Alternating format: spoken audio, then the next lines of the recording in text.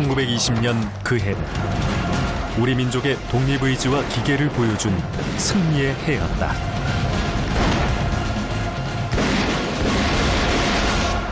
나라를 빼앗겼을 때 봉오동 대첩, 청산리 대첩이 없었다 그러면은 우리 독립운동사는 대단히 빈약했을 것이다.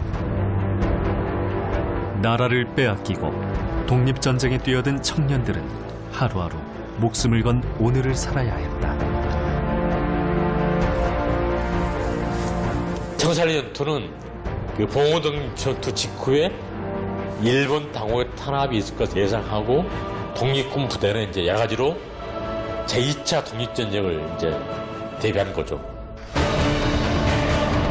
서슬퍼런 일본 제국주의를 향해 두려움 없이 방아쇠를 당겼다. 발사!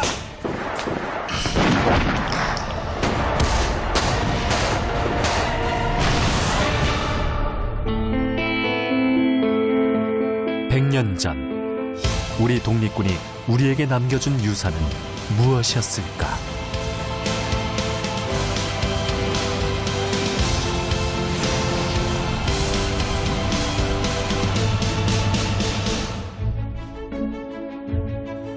지금 당연한 듯 누리는 이 땅의 자유, 그리고 독립을 위해 100년 전 독립운동가는 모든 것을 걸었다.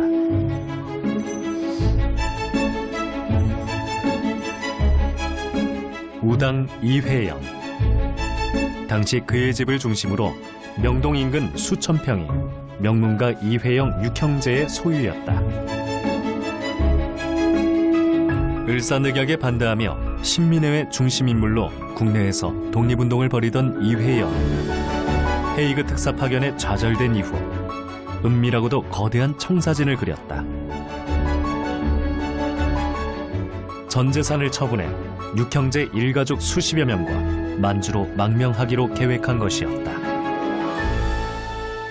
2010년 6월 달에 우당 선생을 비롯해서 이제 이동영 선생, 또 뭐 이관직 선생, 그 네 분이 이 만주 일대를 쫙 답사를 합니다. 통화현 그 삼원보의 추가가라고 하는 데 있습니다. 추가가 거기다 하자 이제 이렇게 생각하고 오셨죠. 근데 그게 뭔가니 요즘 얘기하면 군대를 기르는 학교, 육군사관에 했던 그런 시설 하나 만들어서 하자고 하는 거예요.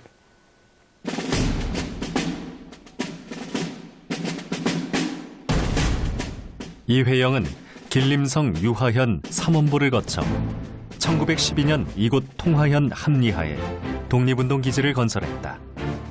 지금은 옥수수밭으로 변한 넓은 벌판이 바로 신흥 무관학교 자리였다. 군관을 양성한다는 소식을 듣고 동포 청년들이 합리하로 모여들었다. 야외 이고지 저고지에서 가상 적에게 공격전, 방어전, 도강 상륙작전 등 실전 연습을 방불케 되풀이하면서 이산저산 기슭에서 돌격 앞으로를 외치던 나팔 소리가 아직도 귓전에 들려오는 것 같다. 군사교육이 한 단계 도약하는 계기도 생겼다. 일본 육군사관학교 출신으로 일본 현역 장교였던 김경천, 지청천 등이 신흥 무관학교로 찾아왔다.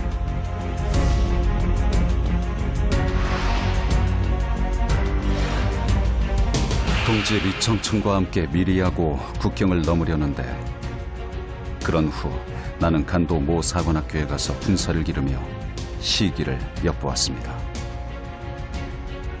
그들은 최신 군사서적과 군용지도를 가지고 왔다. 신흥 무관학교 학생들이 새로운 병법을 접할 교재가 생긴 것이다. 신흥무관학교의 어떤 기본 교재는 대한제국 육군무관학교에서 사용했던 그런 것들을 교재로 했고요. 우리의 어떤 적을 정확히 알아야 되기 때문에 그 당시 일본 육군사관학교를 졸업했던 지청천이나 김경천 등이 갖고 온 그러한 일본의 어떤 그 교재들 이런 것들도 이제 교육 내용에 포함시켜 있었습니다. 이제 10년 동안에 그 독립군 간부를 양성했는데 약 3,500명을 양성했습니다. 바로 그분들이 봉오동 전투, 청산리 전투, 대전차량 전투 그런 거를 주도했던 사람이 바로 그 신흥무관학교 출신들이에요. 3.1운동 이후 수많은 청년들이 군관 학교를 찾아 만주로 넘어왔다. 서간도에 신흥 무관학교가 있었다면 1920년 2월 북간도에 세운 사관 연송소는 단기간에 독립군 정예 장교를 양성해냈다. 대종교는 당군을 모시는 민족 종교다. 지금은 국내에서 그 명맥만 유지하고 있지만 대종사 나철이 만주로 교단본부를 옮긴 1910년대 전후로 대종교는 만주 독립운동사에 지대한 영향을 끼쳤다. 북로 군정서의 총재 서일 또한 대종교인이었다. 13년경에서 이제 완전히 만주에서 자리를 잡고 본격적으로 독립운동을 하게 되고 그 독립운동의 총대장은 백호 서일 선생님이 하셨던 거죠.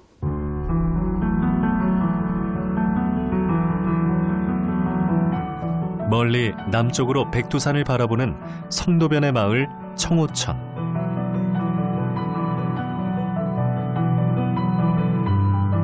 지금은 평범한 시골 마을이지만 1910년대 수십만 교인을 거느렸던 대종교 본사가 자리했던 곳이다.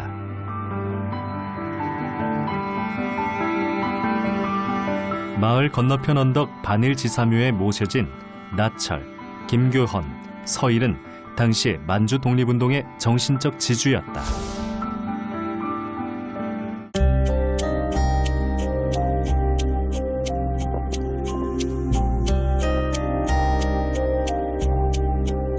백야 김좌진은 어떻게 대종교와 연을 맺게 됐을까?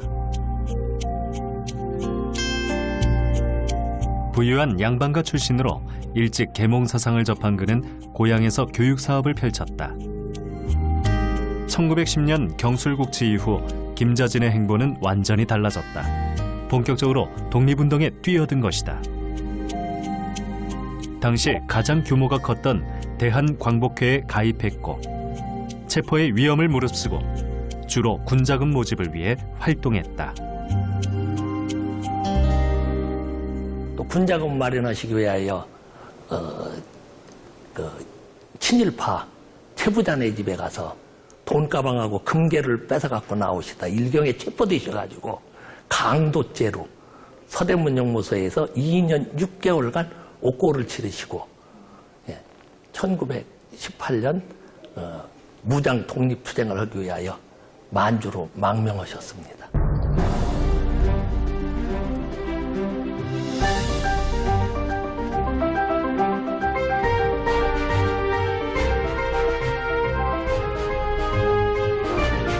만주로 망명한 김좌진은 만주 무장투쟁의 핵심 인물이 됐다. 당시 서일 총재가 김좌진을 영입했다. 그가 대한제국 육군 무관학교 출신으로 군사 부문에 능했던 까닭이었다. 북로 군정서 총사령관직을 맡은 김좌진이 가장 먼저 한 일은 사관 연송소 설립. 독립전쟁을 위해 가장 시급한 문제였던 독립군 간부를 양성할 목적이었다.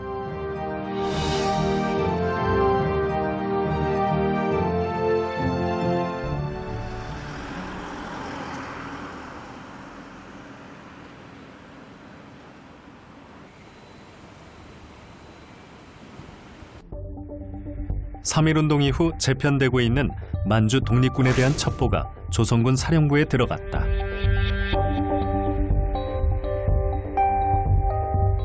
강대한 군대를 편성해야만 한다는 계획을 가지고 있다. 북간도에 주둔하고 있는 불령선인 각 단체는 그 근거지를 여전히 왕천영과 북부 영길현에 두고 북간도 일대에 걸쳐 장정들을 강제 징집하고 있다. 근데 그때 연송소라는 건 말 그대로 지금으로 치면 좀 확대 해석하면은 육군사관학교인데 학생만 있고 가르칠 사람이 없으면은 그걸 학교라고 할 수 없잖아요.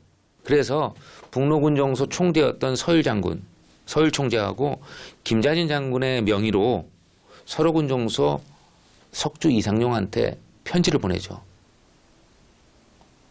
제대로 된 뭐 표현이 이상하겠지만은 정식 군인을 좀 파견시켜 달라. 서로 군정서의 책임자 석주 이상용은 흔쾌히 그 제의를 수락했다. 임시정부를 중심으로 각 군정서는 독립전쟁이라는 같은 목표를 향해 단결해야 하는 동지적 관계라고 여겼던 까닭이다. 말씀하신 대로 이장령 군을 보내오니 장군께서는 저의 충심을 생각하시어 진실한 마음으로 연대하시고 경계를 두지 말고 일치하여 함께 나아가기를 천만 간절히 바랍니다. 근데 이장령이 누구하고 같이 가냐면 강화린이나 이우석이라는 사람하고 군서를 정말로 그 수레에다가 한가득 싣고 서간도에서 북간도로 갑니다.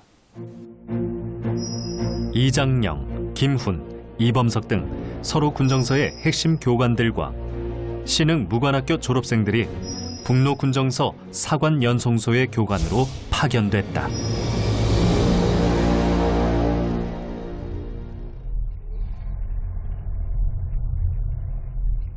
해마다 10월이면 부산의 한 애국지사의 집에서 조촐한 추모식이 열린다. 1920년 강근호, 만주에서 강화린이란 이름으로 활동했던 그는 청산리 전투에 참가했다. 추모식은 이름 없이 잊혀져간 수백의 독립군 병사들을 함께 기리는 자리이기도 했다.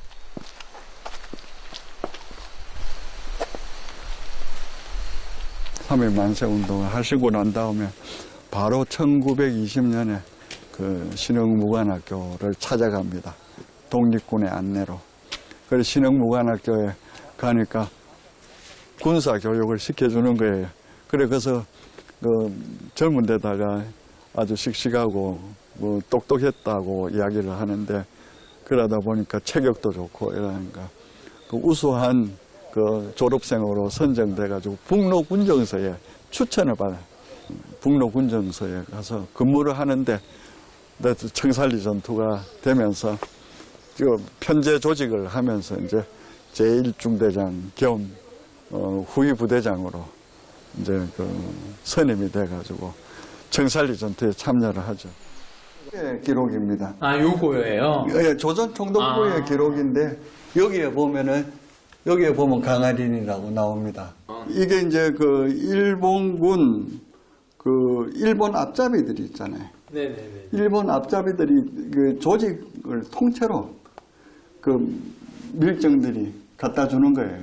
그래서 이게 다 나오는 거예요.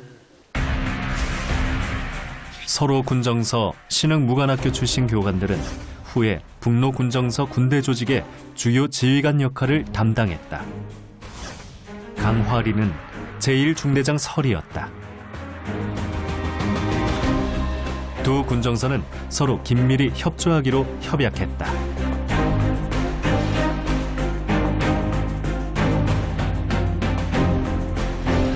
양 기관은 임시정부를 절대 옹호한다.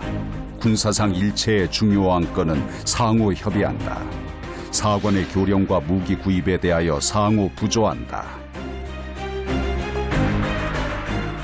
잘 알다시피 정규 군사 훈련을 받았다는 점에서 결코 그 당시 독립군이 게릴라 부대가 아니고 정규군의 형태를 띠고 있었다 하는 점을 먼저 살펴볼 수가 있습니다. 북로 군정서는 무기 또한 충분히 갖추고 있었다.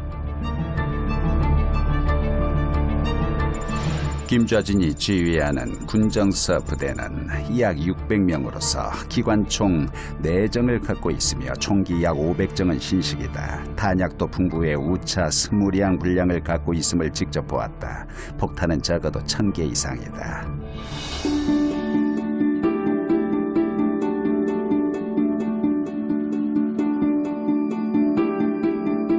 독립군은 여러 통로를 통해 일본식, 미국식, 중국식 등 다양한 근대식 무기를 구입했다.